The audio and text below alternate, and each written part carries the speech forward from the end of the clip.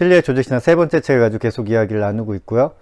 오늘은 금욕에 대한 내용입니다. 130쪽과 131쪽의 내용입니다. 틸리는 구원을 위해서 이제 실천하는 금욕주의 방법들에 대해서 비판합니다.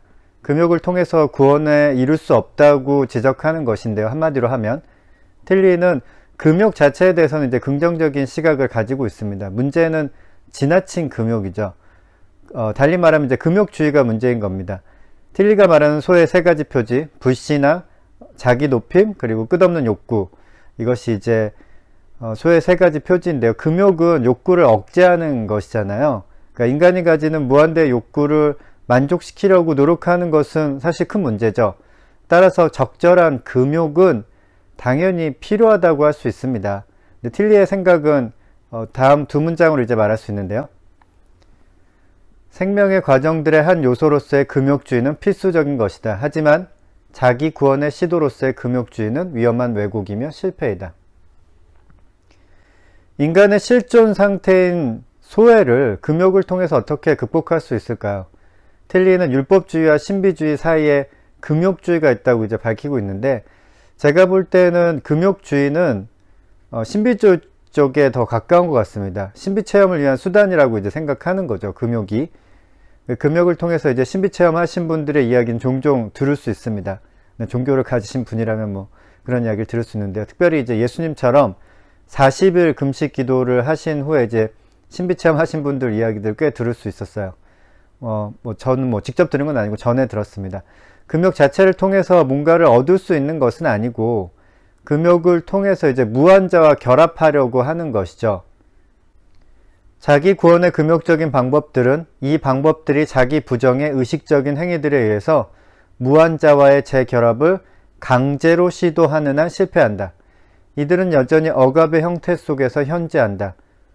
중세의 예술과 문학에 따르면 악마는 중세의 금욕가들 속에서 가장 확실하게 나타나 있다. 제가 생각할 때 확실히 금욕주의는 일종의 되치기를 당할 수 있는 좀 위험한 시도입니다. 욕구를 억제한다는 것은 어떤 면에서 정말 필요한 일입니다. 근데 특별히 육체의 욕구를 억제하지 않으면 여러 가지 문제가 발생할 수 있습니다. 식욕을 억제하지 못하면 과도하게 살이 쪄서 건강을 해칠 수도 있고, 성욕을 조절하지 못하면 범죄를 저지를 수도 있습니다. 미각의 만족을 위해서 지나치게 맛있는 것을 탐하는 것도 문제가 되고, 정신적인 쾌락을 추구하면 지나치게 추구하면 이제 마약에 손을 댈 수도 있죠. 당연히 욕구는 조절하고 억제할 필요성이 있습니다. 하지만 틸리가 지적한 것과 같이 욕구를 억제하는 것을 통해서 무한자와 이렇게 결합하려는 강제적인 시도, 이거는 위험한 시도입니다. 자신의 육체적인 욕구를 극도로 억제함으로써 신과 결합할 수 있다는 생각 자체가 좀 잘못된 것이죠. 그 생각은 인간의 육체가 악한 것이라는 전제를 가지고 있는 것입니다.